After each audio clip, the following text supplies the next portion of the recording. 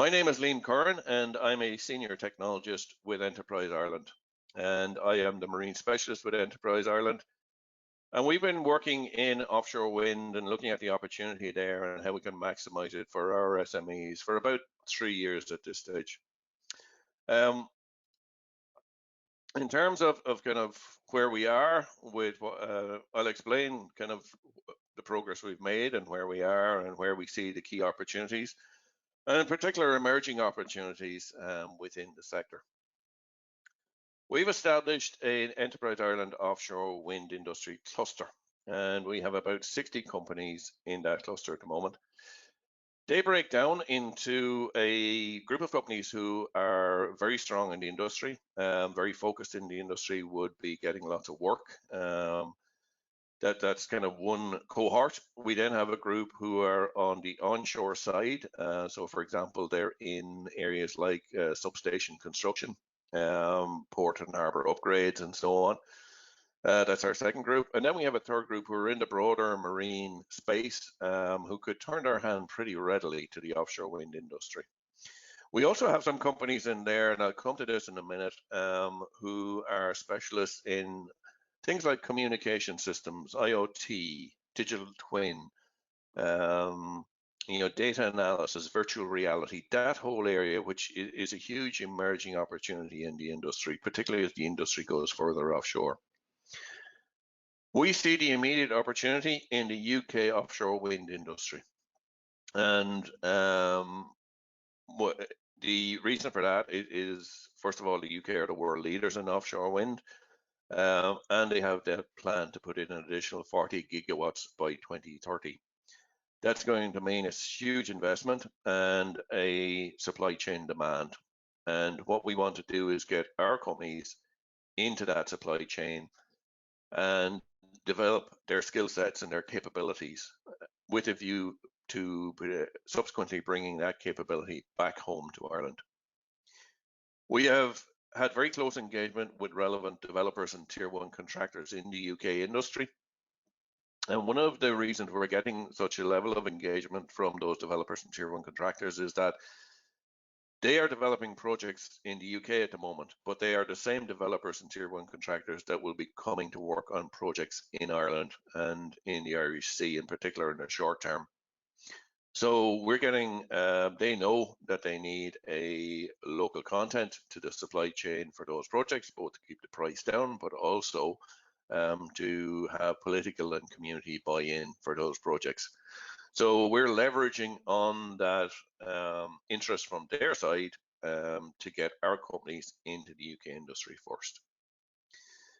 So there will be a couple of years before anything happens in the Irish Sea. And what we want to do is have our companies cut their teeth in the UK industry, have them build capability, learn experience, collaborate with other people in the industry and build capability in that way. And then we subsequently want to bring that capability and experience back home to the Irish Sea projects to ensure that we maximize the local content in the supply chain for those projects. Additionally, and I'll come to this in a minute, floating offshore wind will be critical for Ireland into the future. And that supply chain for the bottom fixed industry, which is what will happen in the Irish Sea, that capability will form the basis of a supply chain for floating offshore wind. Now, floating offshore wind is, as people will know, a somewhat different beast to bottom fixed, but a lot of the skill sets are transferable. On the right-hand side of your screen, you will see a piece that we've taken from a report that was done by Carbon Trust for Wind Energy Ireland about 2 years ago. And it highlights kind of key opportunities around offshore wind in Ireland. It's slightly out of date in that the 3.5 gigawatt target there has been increased to 5 gigawatts, so you can multiply appropriately.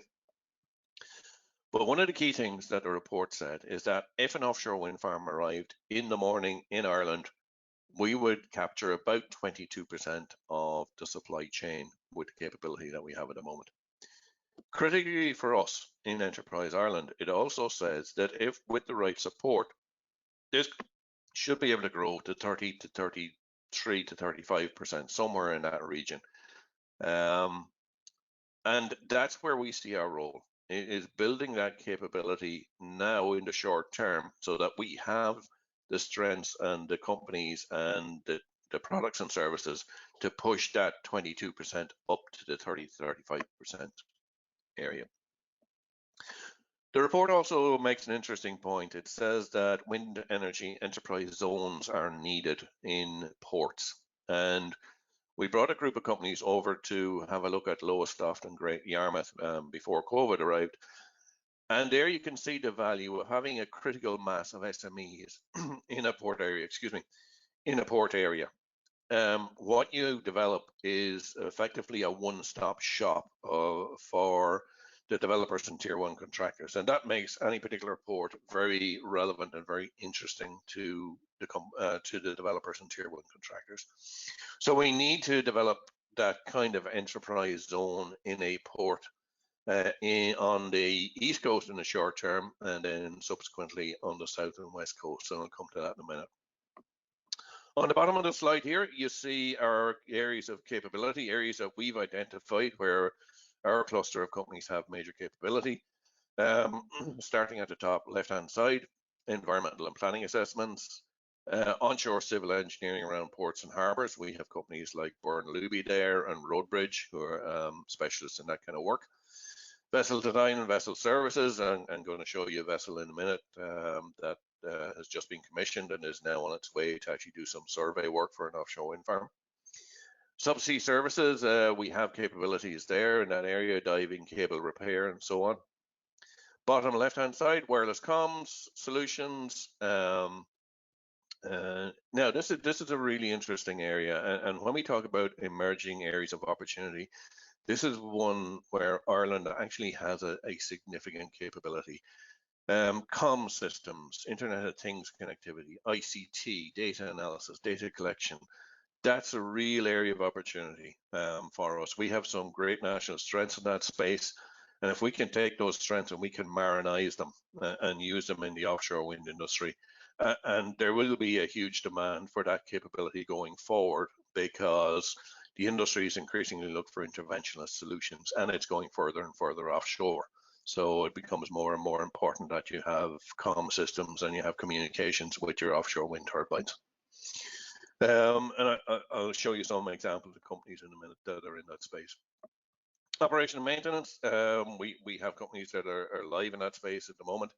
High voltage engineering, excuse me, high voltage engineering onshore, really strong area for us. We have the likes of Sure Engineering, Kirby Group, H&MV Engineering, Gaeltech, who are all specialists in substation and high voltage grid work.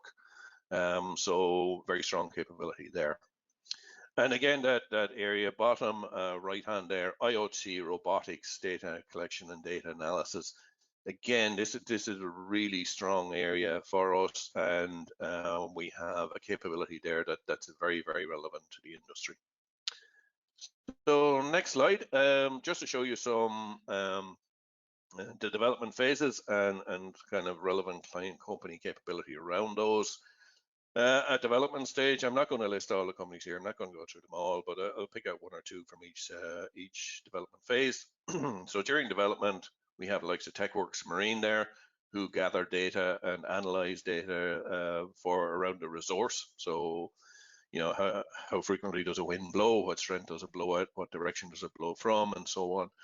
Gavin and Doherty Geosolutions, very strong company in the space, work as far away as Vietnam and Taiwan. Geotech and Geophys are their areas. Simply Blue Energy and DP Energy, both developers in the space. Exocean, I'll come to them in a minute.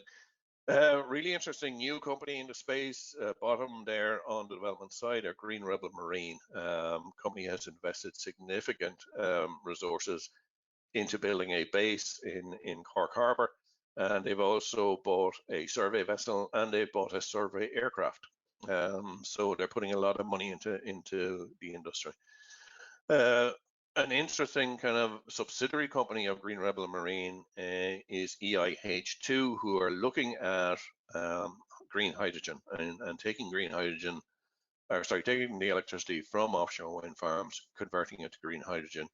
And they're looking at bases in Aghada in Cork Harbour, and just recently they've announced that they're looking at Bantry Bay as a potential green hydrogen / ammonia hub.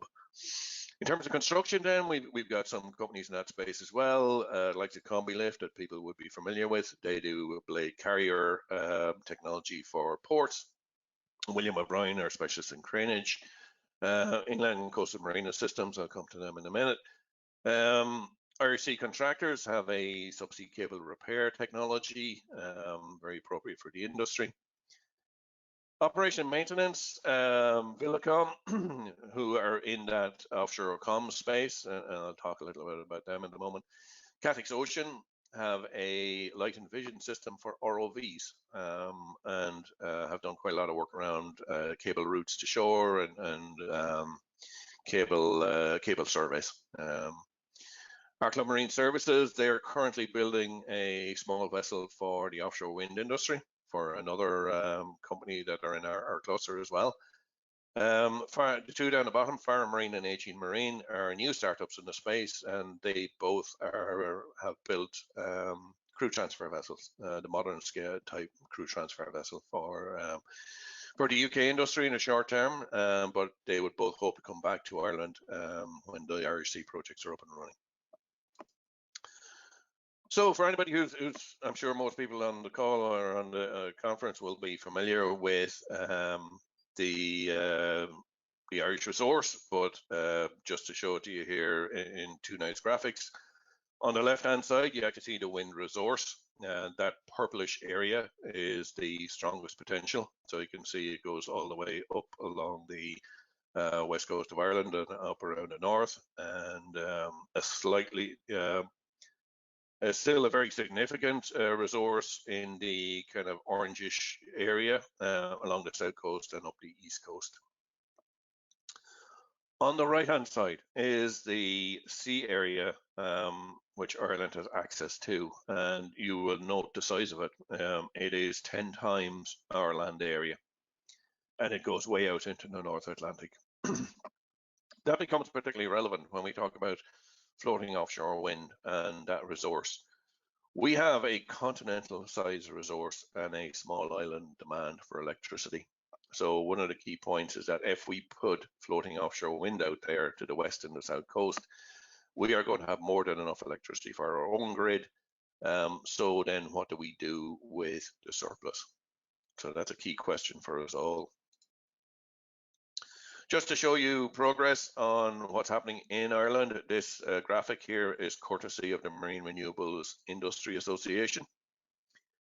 And it shows you the level of activity along the East Coast in particular. Now, I would emphasize that these are applications at the planning stage. So there will be a level of attrition on these. These are not all going to progress to full projects, but you can see the level of interest at the moment, particularly along the East Coast. So the East Coast, as people will know, is relatively shallow, and those projects are going to be bottom fixed projects all along the East Coast. There are 4 that are likely to progress before 2030. Oriel, which is up here in near Dundalk. Dublin Ray, which is this one in black here. Codling Bank was just here off Wicklow. And then Arklow Bank 2, which is this long, thin one. It may be difficult to see that on the graphic here. But all these others are projects of interest, and you will see that the relevant department has 50 live applications on its books. And around half of those have been filed since September 2020. So that shows you the level of interest. Those projects in the IRC will be critical to Ireland hitting its target of 70% renewable electricity by 2030. So it's very important that we get those projects underway. The project spend on each of those will be somewhere in the region of about 3 to 3.5 billion euros on each individual project. Each 500 megawatts equates to about a lifetime spend of about 3 to 3.5 billion. There will be local content in supply chain, and there will be regional job opportunities. And that's a particularly relevant piece for Enterprise Ireland, that whole regional development element of offshore wind. Give you an example of the benefit of the industry. SSE, who are doing Arklow Bank 2 down off Arklow, they have committed to 70 jobs in their O&M base, which will be in Arklow. So those are critical critical jobs for somewhere like that, a small coastal community.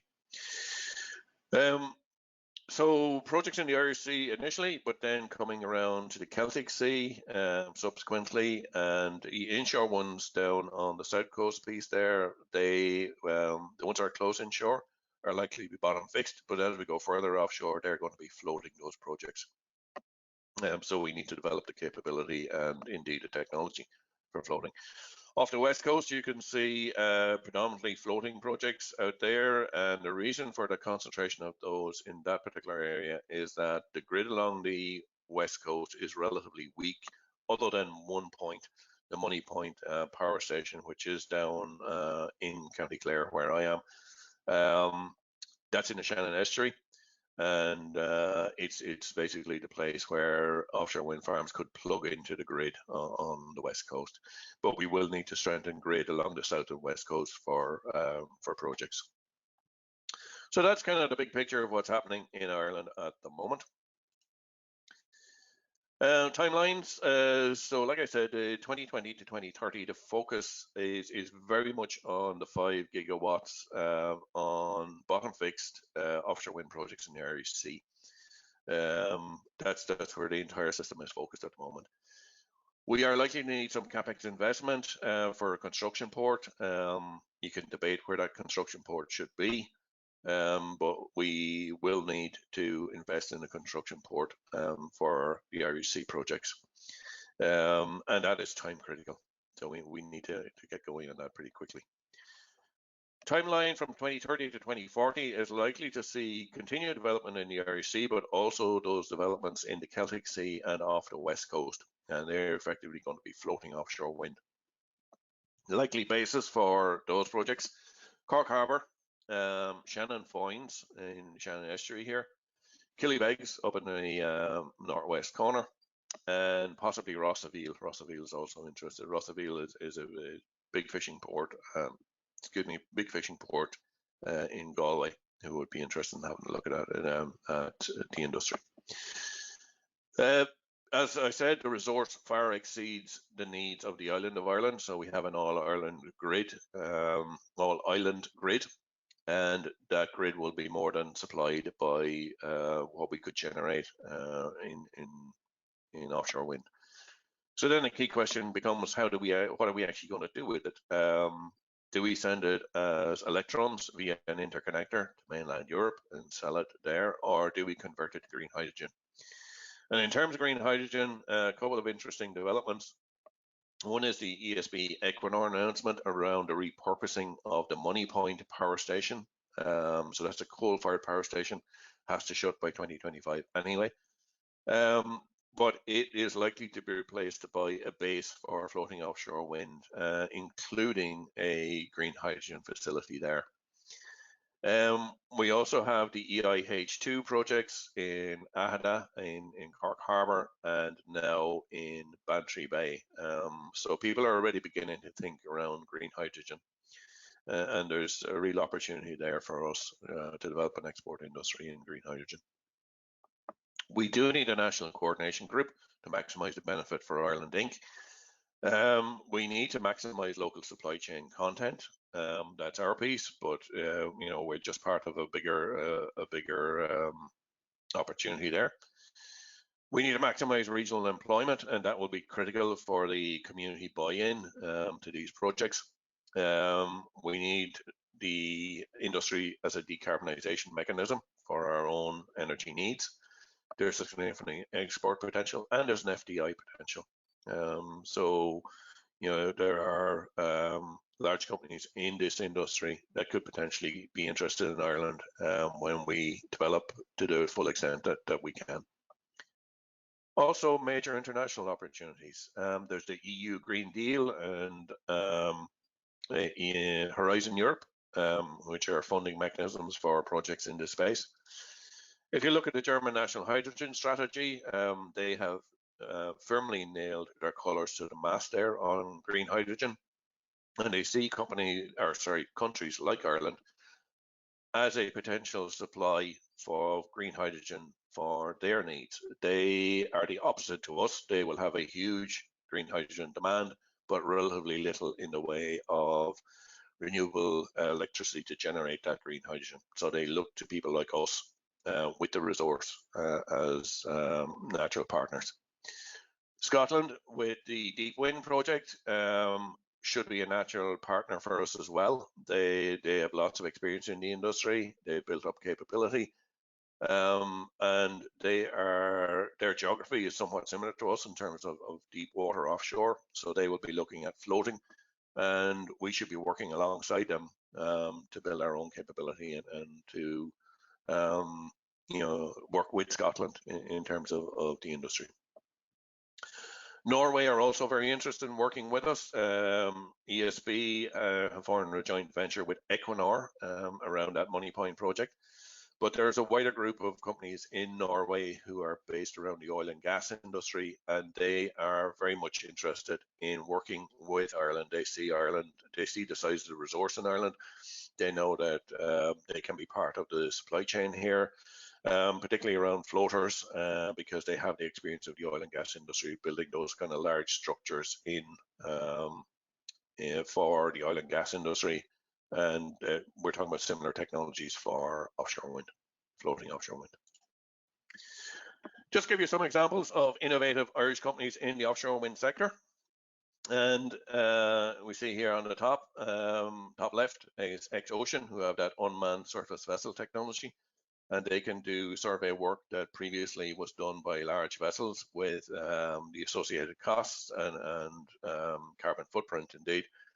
They can do those now with an unmanned surface vessel with a very minimal carbon footprint. Company's doing really well, has done a number of projects in offshore wind, has worked as far away as Gulf of Mexico, Great Lakes, they were in Lake Superior earlier this year. They've done quite a lot of work for the UK industry. They've also done work in other export markets. So really good, strong company. And a great example actually of an innovative company in the space. In the middle here on the top, Gavin and Doherty Geosolutions, company does geotech and geophys work. Again, work in a number of export markets. Very strong company in the space. Working up in the Baltic at the moment. Top right hand side is Inland and Coastal Marina Systems, and they do pontoon systems for small craft. And they have this is an example of a project they did for crew transfer vessel mooring pontoons up in Scotland. They've just finished 3 projects up in Scotland. Bottom left hand side is Villicom.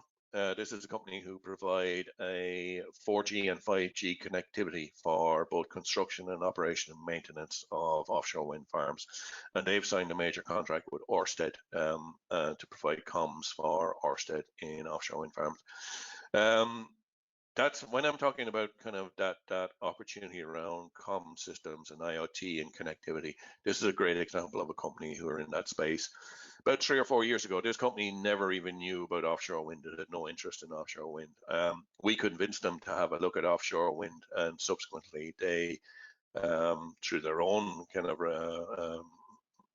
hard work, basically, they have secured that Ørsted contract.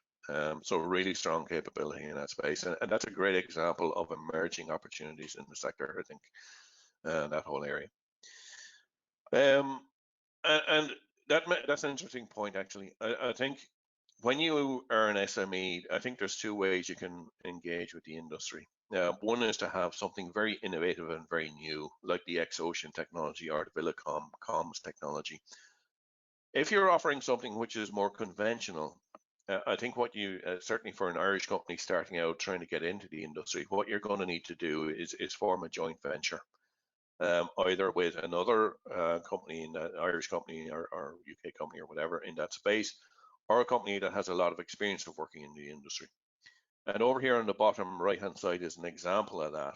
This is Mainport Geo, which is a new survey vessel, which was purchased by Irish Mainport Holdings. They formed a joint venture with Alpha Marine. So Alpha Marine run the vessel, Mainport Holdings own the vessel. And that vessel has just been fitted out. It's just left Cork literally this week and is now on its way to Sicily to do some survey work for an offshore wind farm down there. So a great example of a joint venture, a collaboration between two companies in the space. Last slide. We would encourage people as well to have a look at our Marine Ireland website. This is the Marine Ireland Industry Network.